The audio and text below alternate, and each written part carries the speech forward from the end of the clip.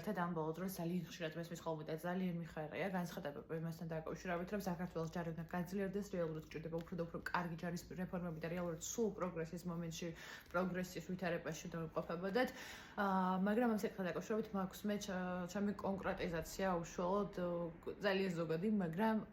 ჩემი ეს ორი მიმართულებით უნდა მიმდინარეობდეს განვითარების პროცესები.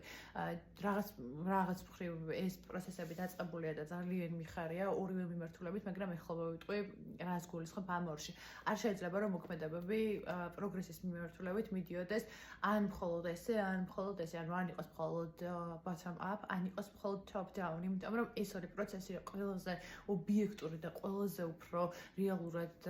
ოპტიმალური იქნება, როდესაც ორივე მიმართულებიდან ერთად დაიძრება და გადაკვეთავს ერთმანეთს, რაც ნიშნავს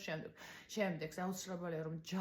ჯარს თავიდან ბოლომდე უნდა განაგებდოს თავდაცვის სამინისტრო და ეს ჯერ კიდევ წინა წლის რეფორმა იყო და იმედია ბოლომდე გადაიბარა უკვე თავდაცვის სამინისტრომ, რაც ნიშნავს იმას, რომ არ შეიძლება ჩვენი მომავალი ჯარისკაცების თავდაცვის პოლიციაში მუშაობა და მეორეა თვითონ ენთუზიაზმი, რომელსაც ვატყობ და ძალიან მიხარია, რომ მოდის ჩვენივე ახალგაზრდობიდან და იმედია, რომ ეს ორი პროცესი მალე გადაკვეთს ერთმანეთს, უბრალოდ მნიშვნელოვანია უდიდესი ნაბიჯები ორივე მიმართულებით გადასადგმელი.